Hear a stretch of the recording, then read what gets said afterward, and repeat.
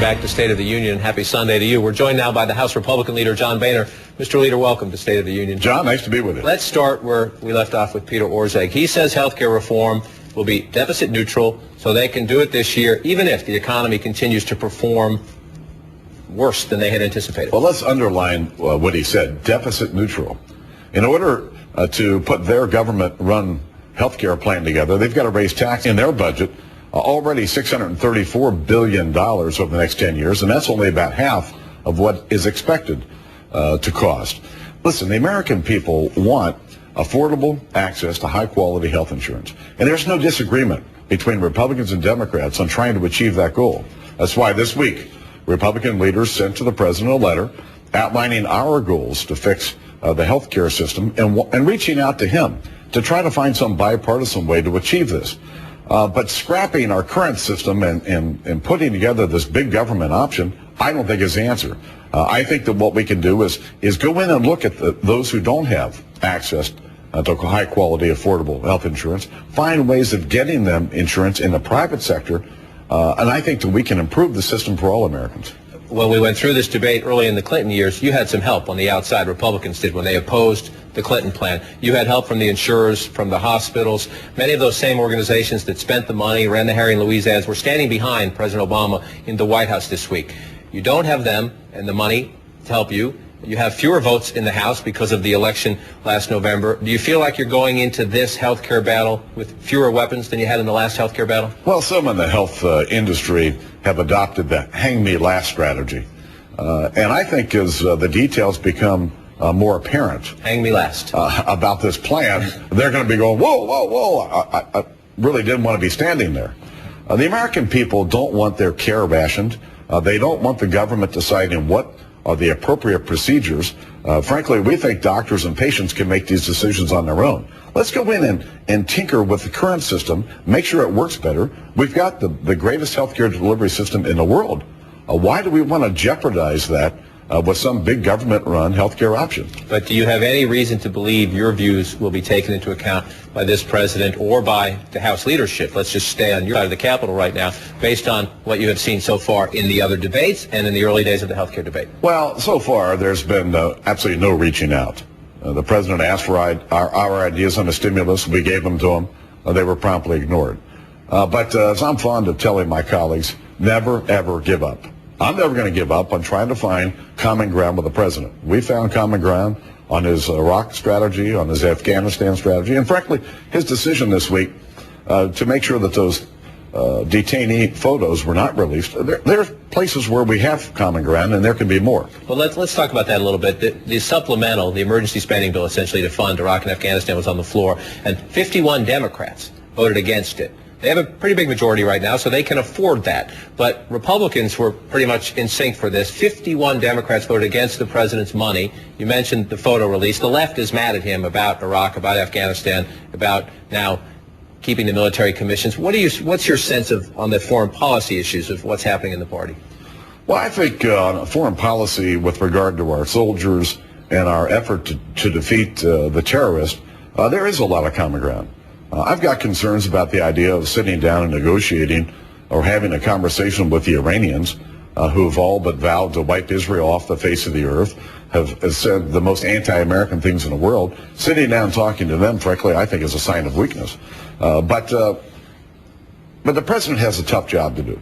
And I think he's beginning to learn how difficult it is to govern. You know, it's one thing to campaign and to make statements, but when it comes to governing, there've got to be much more pragmatic decisions. We've seen the president make several of those lately, and I hope that he continues to listen to members from both parties and our diplomats and commanders around the world to make the important decisions that really are going to affect our future as a country. I want to turn your attention to the big controversy in town, especially the Capitol building this week, and that is, what did Speaker Pelosi know and when did she know it about the enhanced interrogation tactics, waterboarding, slamming people against walls and things like that in the days after 9/11. And if you turn over your right shoulder, we have a timeline I want to show you here. We now know that in 2002, in September, Speaker Pelosi, not the Speaker at the time, she was briefed by the CIA. There was a dispute. She says she was not told there was waterboarding going on. The CIA says she was. Last month, in April, at a news conference, she insisted she had not been told. Let's listen.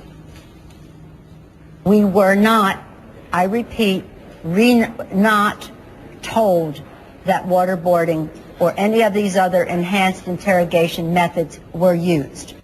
But then last week she did concede on Thursday that one of her aides was briefed a few months after that September 2002 briefing, and that the aide was told, and it was relayed to her, these tactics were being used. But at that same event, she lashed out at the CIA, accusing them of misleading the Congress. Those briefing me in September 2002 gave me inaccurate and incomplete information. Where's this going? There are some who say the Speaker has been dishonest. The Speaker is accusing the CIA now of lying to the Congress. It's interesting theater here in Washington, but does it serve any policy purpose, and what's next? Lying to the Congress of the United States is a crime.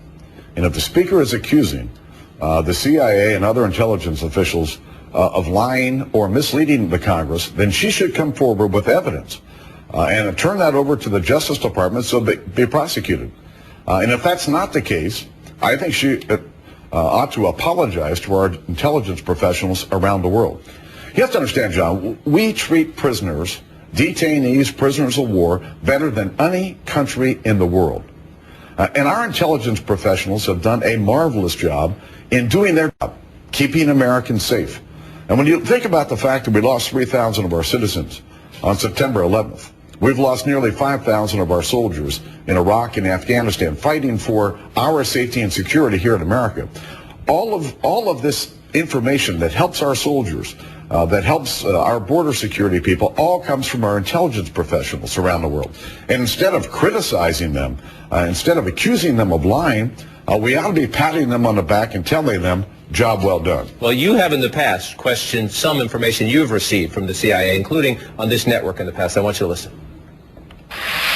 Are you suggesting, as I think you are, that you don't necessarily have confidence in this new NIE?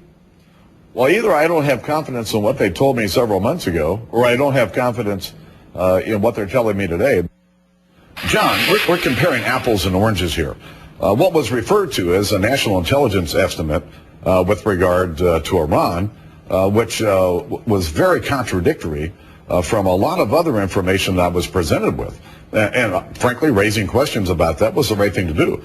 But we're talking about the Speaker of the House accusing our intelligence professionals of lying and misleading Congress. I've dealt with these people for 3.5 years on almost a daily basis. And I can tell you that I have never felt that I was misled. I've never felt that I've been lied to.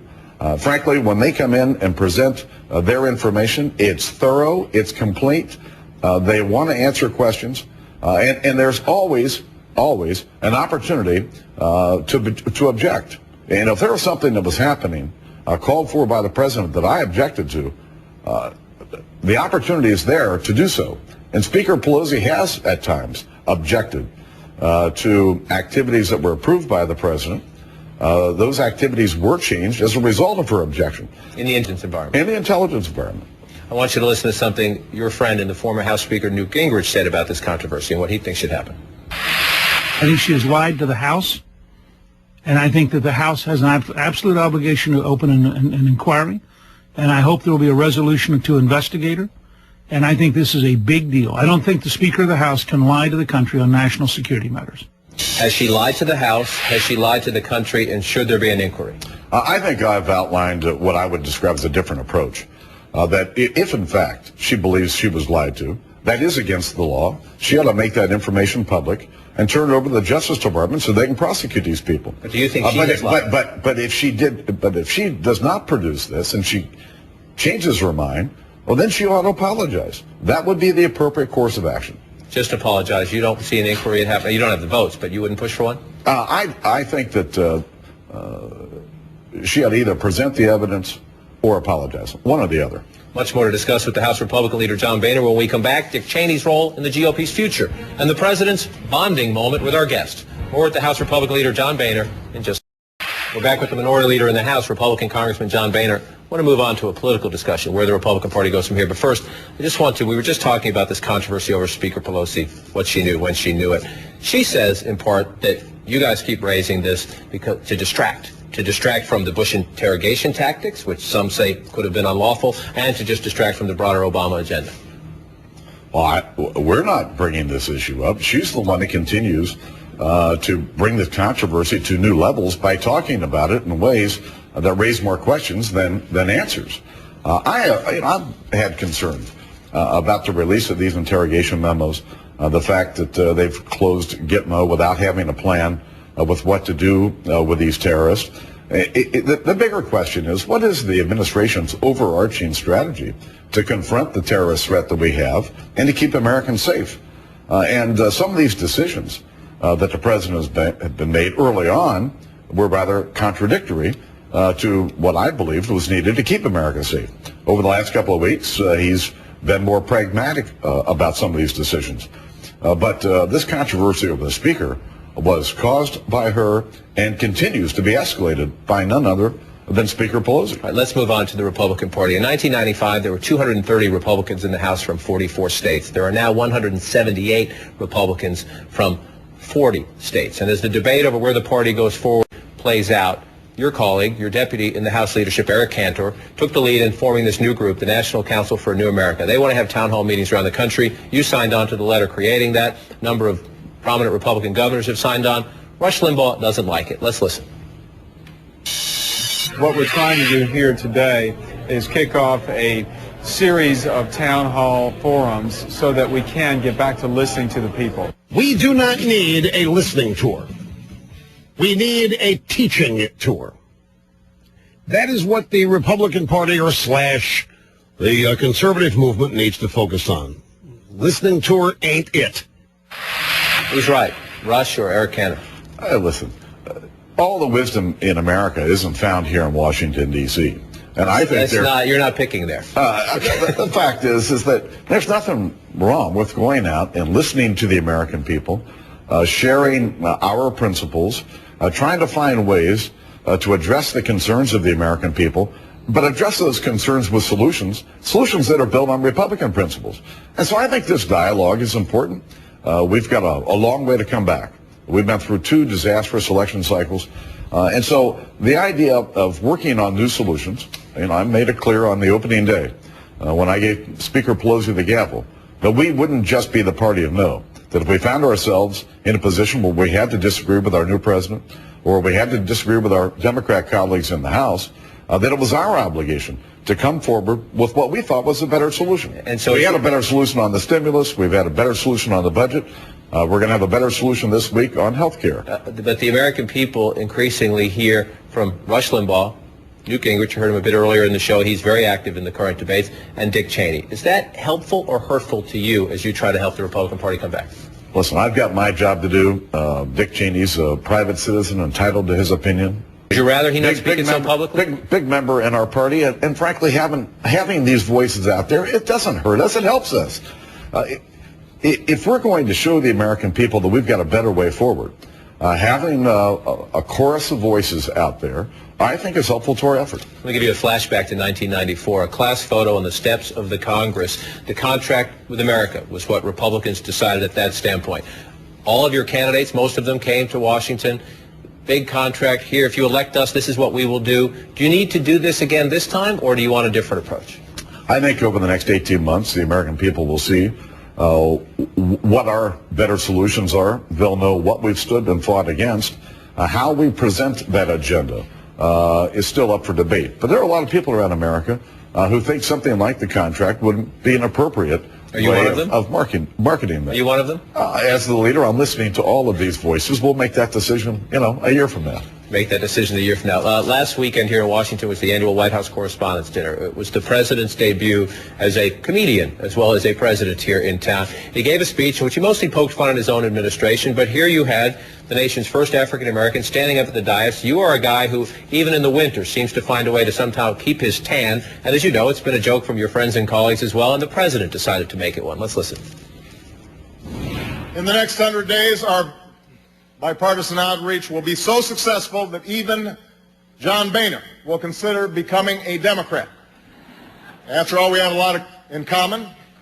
He is a person of color, although not a color that appears in the natural world.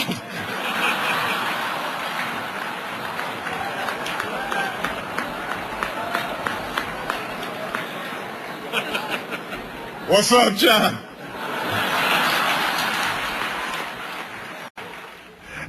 You know, as I tell my friends, you only tease the ones you love.